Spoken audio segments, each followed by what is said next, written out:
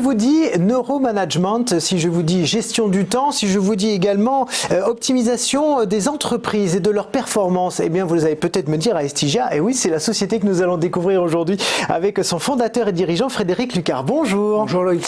Alors, est-ce que vous pouvez d'abord commencer par nous raconter l'histoire de cette société?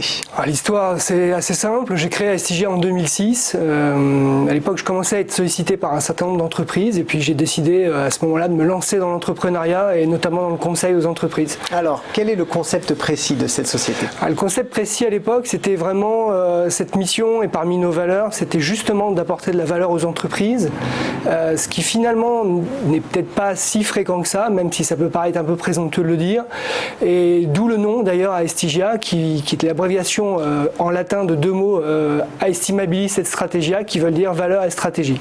Alors quels sont les services précis que vous proposez aux entreprises? Alors nous intervenons sur deux axes principaux chez Estigia, un axe un peu financier, et puis un axe plutôt orienté vers la formation et l'accompagnement. Et l'axe financier, c'est de permettre aux entreprises justement de dégager davantage de valeur en analysant leur ratio coût-performance caché et donc en diminuant un dysfonctionnement, ce qui va permettre après d'aller valoriser ça davantage dans des comptes d'exploitation, des comptes de résultats. Ce qui permet au passage d'ailleurs également de permettre la valorisation des investissements incorporels, ce qui est une demande de plus en plus fréquente de la part de grands groupes. Et puis le deuxième axe, c'est tout ce qui va être formation, et là en fait on est vraiment très innovant et très différenciant, puisqu'en 2013 j'ai décidé qu'on allait placer les neurosciences au cœur de notre activité. Donc formation, comment on va améliorer les formations et l'efficacité surtout des formations. Rappelons que les formations, ça consiste en de la conduite du changement, on veut que les comportements changent après les formations. Mais c'est passionnant justement ça, les neurosciences associées au management, c'est tout neuf, vous avez été précurseur là-dedans. Alors ça consiste en quoi? Comment est-ce qu'on peut décrire ce fonctionnement-là? L'idée, c'est, avec les neurosciences, c'est de comprendre comment fonctionne le cerveau et donc finalement comment fonctionne un être humain, le comportement d'un être humain, qui est guidé par un certain nombre de sujets qui ont été justement mis en lumière par les neurosciences. Et donc à partir de là, c'est d'objectiviser aussi le comportement d'un être humain et donc comment, grâce à ça, je vais pouvoir améliorer mes compétences managériales, mes compétences commerciales, comment je vais pouvoir améliorer aussi les résultats de mes conduites du changement, comment je vais aussi améliorer ma gestion du temps, parce qu'il y a un certain nombre de biais cognitifs, par exemple, qui affectent la gestion du temps et notre perception du temps. Alors, comment votre travail, justement, je ne dirais pas affecte, mais soutient la performance des entreprises de façon très concrète? De façon très concrète, par exemple, on va permettre aux entreprises, si on prend notre démarche de management collaboratif dans le domaine du conseil, on va les aider à mieux analyser leurs dysfonctionnements et donc permettre de générer davantage de performances cachées. Donc c'est tout l'aspect coût-performance cachée. Les coûts sont dits cachés parce que par exemple, ils ne sont pas détectables par les instruments comptables et financiers traditionnels. Mais pourtant, ils existent. Le temps, en l'occurrence, c'est un coût caché qui est très important et qui coûte de l'argent. Et donc là, on va les aider à rentrer dans un cercle managérial plus vertueux et puis également donc à aller valoriser ça ensuite dans leurs différents comptes, comme je disais tout à l'heure. Et puis sur le plan plutôt neuro, on va dire, ça va être tout ce qui va être innovation managériale, facilitation RH, accompagnement de la conduite du changement, enfin efficiente et durable, ce genre de choses. Tout à l'heure, on parlait de la gestion du temps. C'est quoi le problème des grandes entreprises sur cette question-là? Grandes ou petites ou moyennes d'ailleurs, c'est le problème d'un certain nombre de gens. En fait, assez bizarrement, de façon très paradoxale, l'entreprise est souvent, pour ne pas dire très souvent, le lieu où, alors que l'entreprise est par essence un centre de profit, l'adage « le temps c'est de l'argent » n'existe pas. Puisque les entreprises finalement ne mesurent pas leur temps, ou très rarement. Et dans ce sujet-là, on sait par exemple que les économies, les gains en prenant en compte une bonne gestion du temps, c'est au minimum 6 000 € par collaborateur et par an. Je laisse à chacun faire les calculs. Oui, absolument. Et c'est notamment les réunions. On sait qu'il y a pas mal de gens maintenant qui bordent les réunions en disant ce sera 1 heure et pas plus, parce que parfois ça pouvait s'étendre. Oui, alors il y a ça. Et puis il faut savoir aussi que le cerveau met par exemple de 3 à 15 minutes selon la complexité de la tâche pour se reconcentrer. Donc c'est aussi le phénomène des interruptions qui sont de plus en plus aggravées par la digitalisation, l'open space, je veux tout de suite la réponse. Donc on va solliciter les gens en permanence. Mais une interruption, ça coûte très cher. Même en prenant 3 minutes minimum, vous êtes interrompu 20 fois dans la journée, ça fait déjà 1 heure de perdu.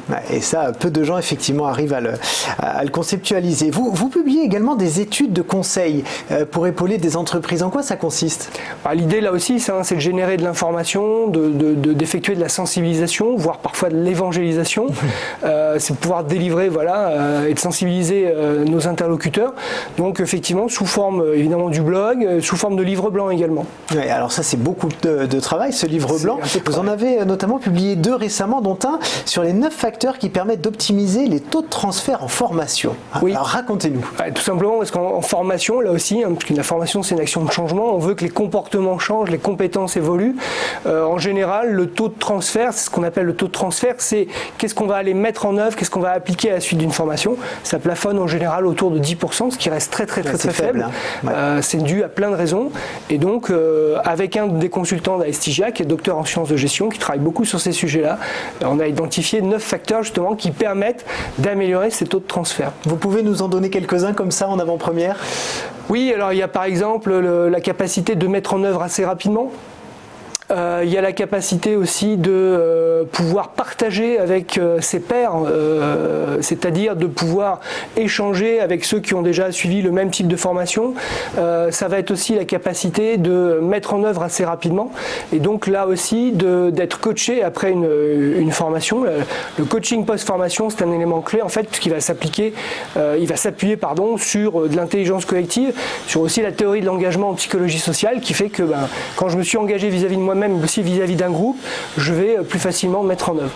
Alors, il y a beaucoup d'entreprises qui demandent à changer. C'est même devenu un axe de communication pour beaucoup. Mais est-ce que vous les sentez vraiment prêtes?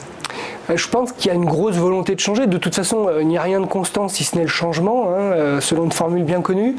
Il y avait aussi une autre formule de Francis Blanche, changer le pansement ou penser le changement. Que c'est intéressant aussi ça. Donc effectivement, il y a encore un certain nombre d'entreprises qui sont dans le pansement. Non, plus sérieusement, le changement souffre d'un certain nombre de facteurs. Un manque d'investissement en fait, un manque de connaissance du fait que il y a une démarche à suivre, une méthodologie à suivre. Les 3 piliers du changement qui sont connus, la formation, la communication et l'accompagnement, et souvent le pilier de l'accompagnement est souvent délaissé. Et puis il y a aussi un certain nombre de méthodologies à développer, là aussi autour du collaboratif, de l'expérientiel, du comportemental. On va parler de changement comportemental et donc aussi des neurosciences. Et donc oui, les entreprises veulent changer, mais souvent elles ne se donnent pas les moyens de le faire. Il faut rappeler quand même que les taux d'échec en matière de conduite du changement depuis 20 ans, c'est de 50 à 70%, ce qui est absolument considérable. Le changement non réussi, ça coûte de l'argent aussi. Et puis, les rapidités de changement aussi. On a 3 fois plus de projets de changement en 15 ans dans des délais 2 fois raccourcis. Donc ça montre aussi une pression aggravée. Puis encore une fois, comme les gens manquent de temps, leur demander en plus d'ajouter des tâches transverses à leurs activités dans le cadre de conduite du changement, si on n'a pas dégagé de temps auparavant pour ces gens-là, forcément ça coince. Si vous aviez pour conclure un message aux entreprises qui nous regardent et qui aimeraient avoir bénéficié de vos services, tout simplement, qu'est-ce que vous leur diriez? Écoutez, je leur dirais déjà, je les inviterais à venir voir notre site web et à lire nos livres blancs, à les télécharger et à consulter nos différents articles de blog. Je viens d'ailleurs d'en publier un hier sur la gestion du temps à nouveau. Et puis leur dire qu'on est, avant de travailler avec eux ou avec elles, on est aussi là pour échanger avec elles et puis pouvoir avoir un échange constructif par rapport à leurs besoins et par rapport à ce qu'on peut apporter comme réponse. Eh bien, merci beaucoup Frédéric Lucard d'avoir été avec nous ce matin. Je rappelle que vous êtes fondateur et dirigeant d'Aestigia.